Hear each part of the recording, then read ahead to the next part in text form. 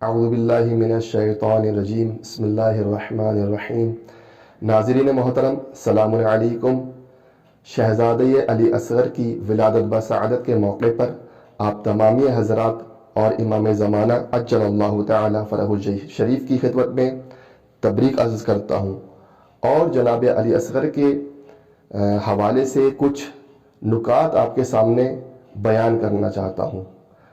جیسا کہ آپ جانتے ہیں کہ جناب علی اصغر انقلاب حسینی کے سب سے ننھے مجاہد ہیں اور کربلا ہمارے لیے ایک درسگاہ ہے۔ کربلا ہی نہیں بلکہ کربلا کا ایک ایک مجاہد، کربلا کا ایک ایک شہید ہم لوگوں کے لیے نمونہ عمل ہے اور ہم لوگوں کو درس دیتا ہوا نظر آتا ہے۔ انہی میں سے جو ایک سب سے چھوٹا شہید ہے کربلا کا، وہ جناب علی اصغر ہیں۔ جناب علی اصغر ہم کو کیا درس دیتے ہوئے نظر آتے ہیں، اسی کے بارے میں آپ سے یہاں پر تھوڑی سی گفتگو کرنی ہے۔ تو عزیزان محترم، سب سے پہلے تو یہ کہ جناب علی اصغر جو ہم کو درس دیتے ہوئے نظر آتے ہیں، وہ اس بات کا درس دیتے ہیں ہم کو کہ ضروری نہیں ہے کسی انقلاب کے لیے ایک جوان کا ہونا، یعنی کسی بھی انقلاب کے لیے ضروری نہیں ہے کہ اس انقلاب کو برپا کرنے کے لیے اور اس انقلاب کو آگے بڑھانے کے لیے کوئی جوان ہو، کوئی بڑا ہو، نہیں، بلکہ انقلاب کو بڑھانے کے لیے اور اس کو برپا کرنے کے لیے اگر ایک چھوٹا بچہ بھی ہو تو وہ بھی اپنے اندر ایک اہم کردار، ایک اہم رول رکھتا ہے۔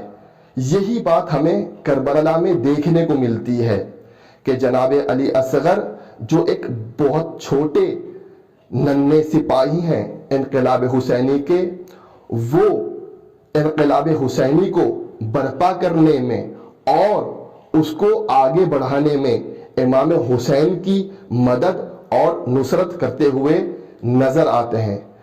ہم کو یہاں پر یہ درس ملتا ہے کہ کسی بھی انقلاب کے برپا کرنے میں اور اس کو آگے بڑھانے میں ضروری نہیں ہے کہ کوئی جوان یا کوئی بہت قدرت مند شخص اس کے پیچھے ہو، بلکہ اگر ایک چھوٹا بچہ بھی ہے تو وہ انقلاب کامیابی اور کامرانی تک پہنچ سکتا ہے۔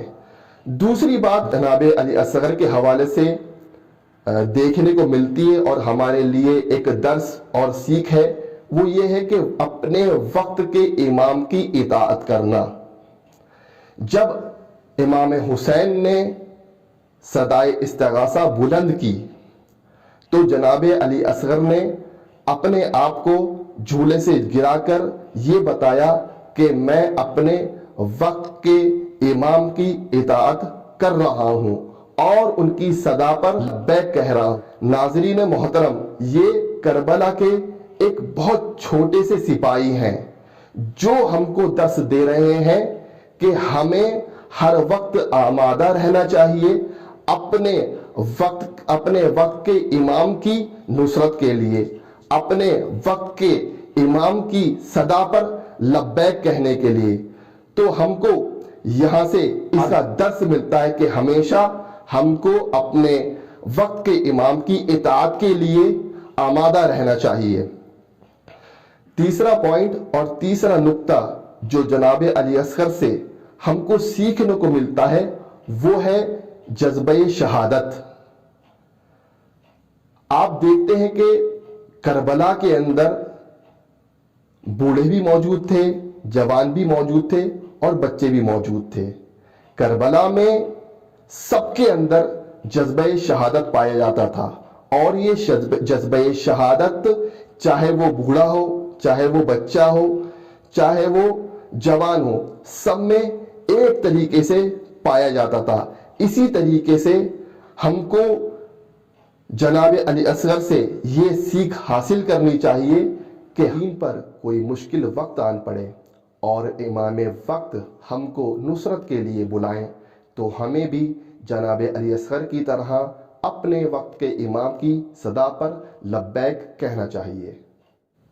चौथी चीज जो आपके सामने बयान करनी है वो जनाब अली असगर के हवाले से वो ये है कि जनाब अली असगर मुसीबत के वक्त भी घबराए नहीं, बल्कि वक्त पड़े तो हम लोगों को घबराना नहीं चाहिए, बल्कि जनाब अली असगर से हमें दर्स लेना चाहिए कि हम किसी भी मुसीबत में घबराए नहीं, बल्कि उस मुसीबत का डटकर मुकाबला करें।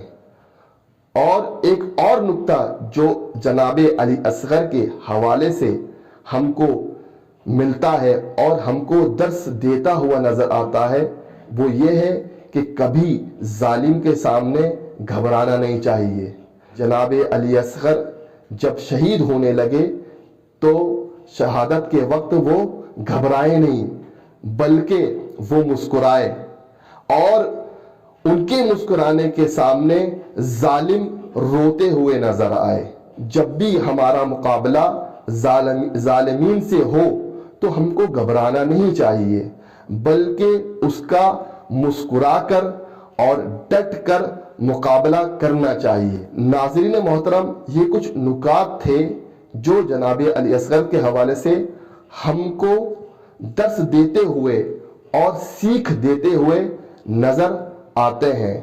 तो इन नुकात की तरफ हमें तवज्जो करने की जरूरत है और हमको इस पर अमल करने की जरूरत है। वस्सलामु अलैकुम व रहमतुल्लाहि व बरकातुहू।